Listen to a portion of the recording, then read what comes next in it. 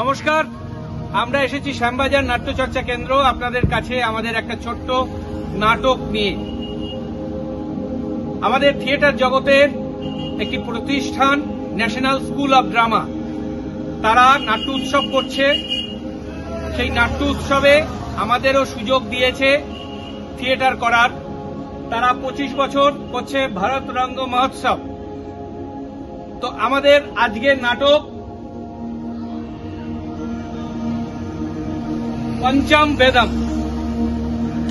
নাটকের রচনা কমল পাল, নির্দেশনা সমরেশ বসু, পোশাক এবং মেকআপ মৃত্তিকা বসু, প্রযোজনায় শ্যামবাজার নাট্যচর্চা কেন্দ্র। নমস্কার।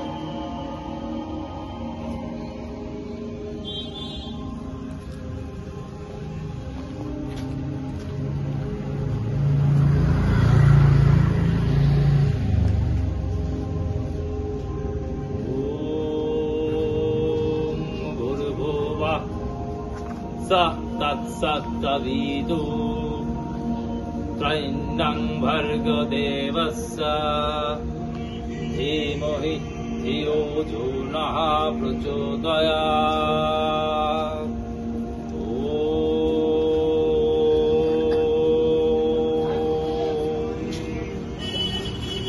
প্রণাম গ্রহণ করুন।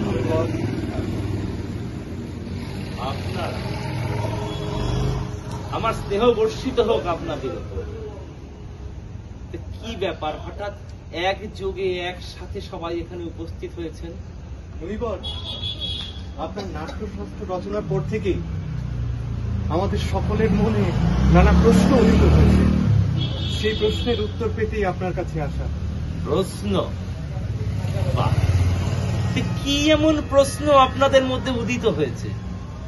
না না, দ্বিধা করবেন না, আপনারা নিশ্চিন্তে বলুন, কি প্রশ্ন আপনারা করতে এসেছেন আমাদের?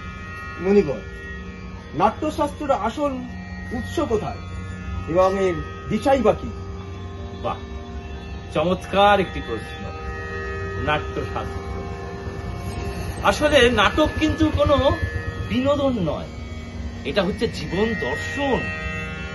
মনে রাখবেন, এই মানব সমাজ যখন কাম ক্রোধ লোভের বশবর্তী হয়, যখন তার নীতি থেকে দিকভ্রষ্ট হয়ে একটা নতুন পথে চলে যায়, ঠিক সেই সময় দেবতারা ব্রহ্মার কাছে গিয়ে প্রার্থনা করেন, হে প্রভু, আপনি এমন কিছু আবিষ্কার করুন, এমন কিছু সৃষ্টি করুন যেটা একাধারে শোনাও যাবে এবং দেখাও যাবে, এবং যার ফলে মানব সমাজ এক নতুন পথের দিক দেখবে।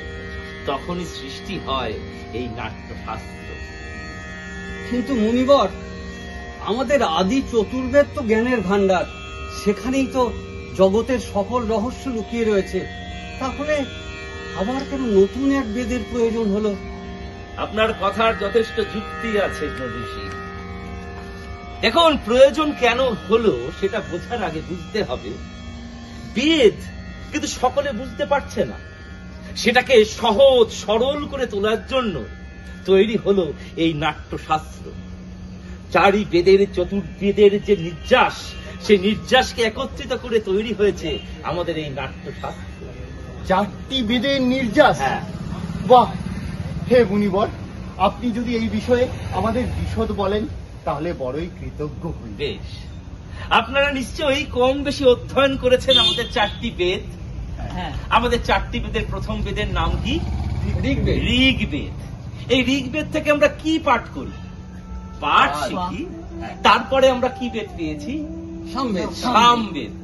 সামবেদ থেকে আমরা কি শিক্ষা লাভ করি? সঙ্গীত। এরপরে আমরা কোন বেদ পাই? যজুর্বেদ। এই যজুর্বেদ থেকে আমরা কি শিখেছি? অভিনয়। এবং সর্বোপরি আছে হচ্ছে অথর্ববেদ। এই অথর্ববেদ থেকে আমরা শিখেছি রস।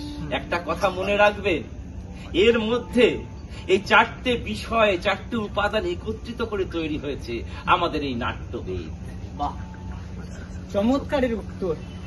শুনে বড় প্রীত হলাম। কিন্তু মণিবর, আমার মনে একটি প্রশ্ন আছে। কি প্রশ্ন? এই নাট্যশাস্ত্র বা নাটক শুধুমাত্র দেবতাদের জন্য?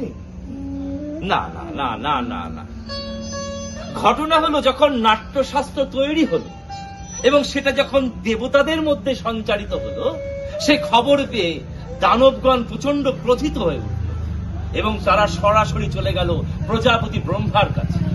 ব্রহ্মার কাছে গিয়ে তারা বললেন যে এই নাট্যশাস্ত্র কি কেবলমাত্র দেবতাদের জন্য, দানবদের এখানে কোনো স্থান নেই?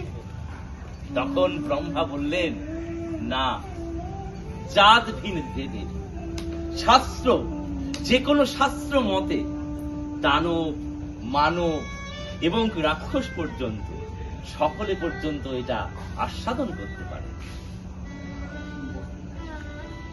কিন্তু মুনিবর, নাটক কি নিখাদ বিনোদন, নিখাদ আনন্দ মাত্র? না না না না, এটা ভুললে চলবে না যে নাটক কিন্তু কোনো বিনোদন নয়, এর মধ্যে লুকিয়ে আছে জীবন দর্শন। পৃথিবীর যা কিছু ভালো তাই নাট্যশাস্ত্রের মধ্যে আছে।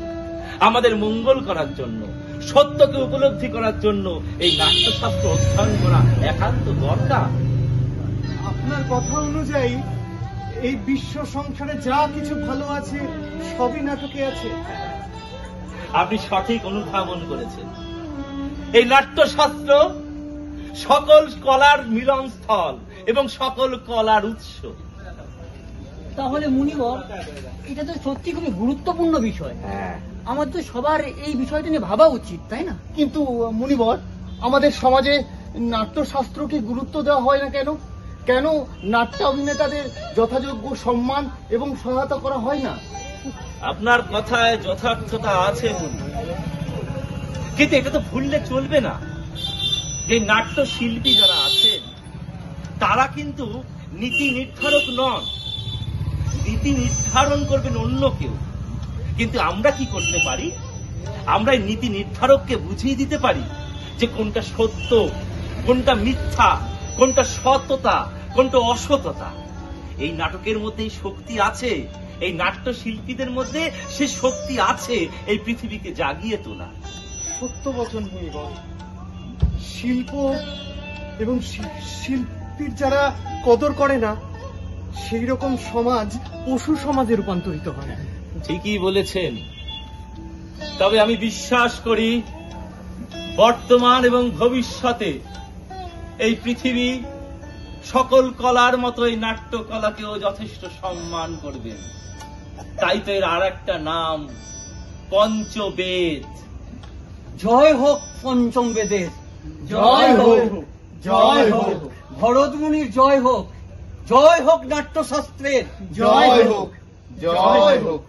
এই পৃথিবীতে সকল কিছু শুভ হোক, সকলের আশা পূর্ণ হোক, শস্য শ্যামলা হয়ে উঠুক এই পৃথিবী, আকাশ হয়ে উঠুক শুভ্র এবং নির্মল, অসততা বিনাশ যাক, সত্যের জয় হোক, সত্যের জয় হোক, সত্যের জয় হোক। सर्वे भवन्तु सुखिनः, सर्वे सन्तु निरामयः, सर्वे भद्राणि पश्यन्तु, मा कश्चित् दुःखभाग् भवेत्। ॐ शान्ति शान्ति शान्ति।